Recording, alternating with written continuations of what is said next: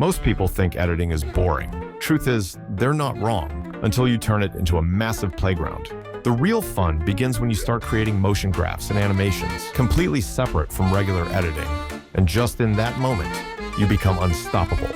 Now imagine you could do all this in a free app like Capcut. But you might ask, does Capcut really have tools complex enough to create animations? I might not be able to answer that question with words, but I can show you how to make stunning yet simple animations that look like they were made in After Effects. And of course, without using CapCut Pro. So, you've probably seen animations where one logo appears and transforms into another. It's actually not that hard, just a few keyframes, and it can be done in about 5 minutes. For this, we'll need 2 to 3 logos. I'm using Instagram and TikTok logos plus a background. First, import the background to the timeline and lower its saturation to create a black and white vibe. Next, add the Instagram logo, scale it down. I set mine to 50% in the center. Now, it's time to animate the logo. I'm going to move the playhead 20 to 30 frames forward, go to the transform section, and create a keyframe.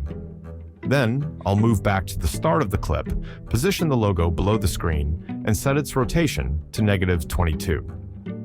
Now, when you play it, the logo rises with a slight rotation.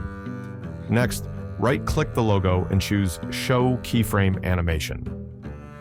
Since the logo moves along the Y-axis, we won't adjust the X-axis or scale. Open the graph editor, select both Y-axis keyframes, click the graph icon, and choose Cubic Out. Do the same for rotation to create a smooth motion.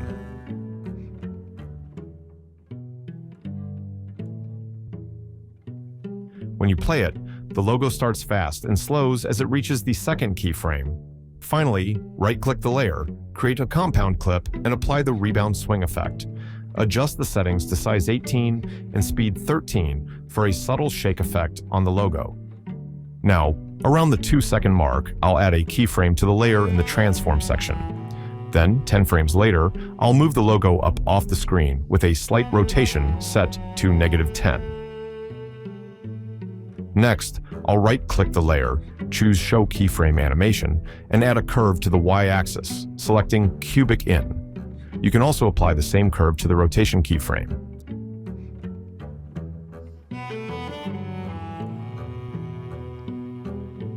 After that, I'll trim the layer where the logo fully exits the screen and hide the keyframe graph.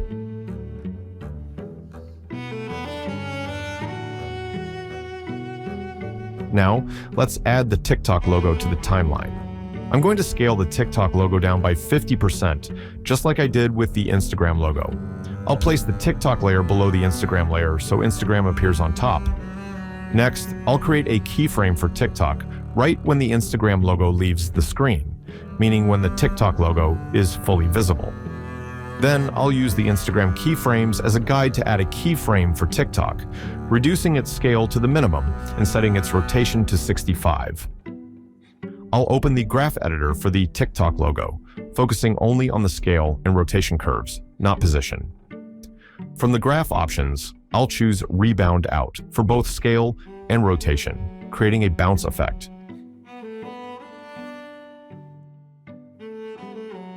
I'll also adjust the timing by moving the second keyframe forward slightly.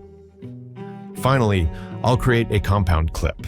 Let's add the rebound swing effect to this layer as well and adjust its settings by decreasing the size and speed.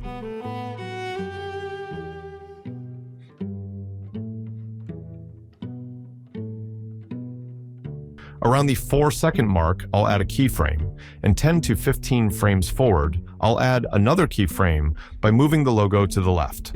Open the keyframe graph, and this time, apply a curve only to the X-axis, since the logo moves to the left. For this, I'm choosing Cubic Out.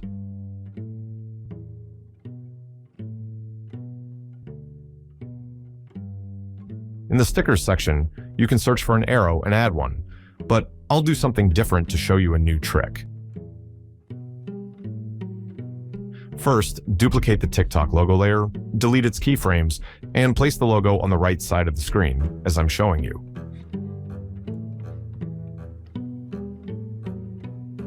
Trim this layer to match the timing of the original logo layer.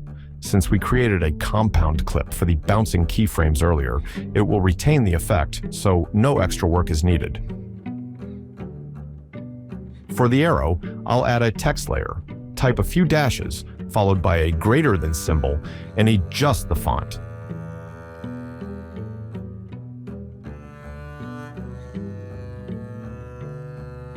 I'll scale it down slightly and position it in the middle of the screen. Then I'll trim the text layer so it only appears between the two logos.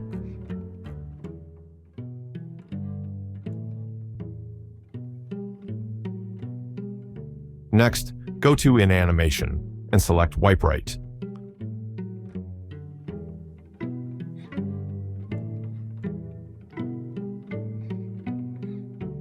I'll also change the color of the text and add a free glow effect, tweaking the settings a bit.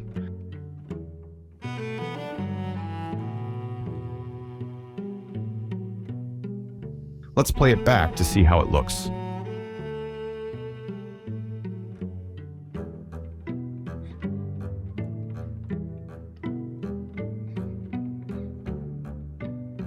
I might extend the duration of the In Animation effect for a better result. And we're done.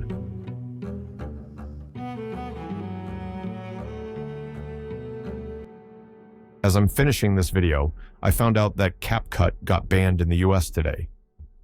The politics behind events like this can be terrifying. Maybe it's for the best, but honestly, I don't know.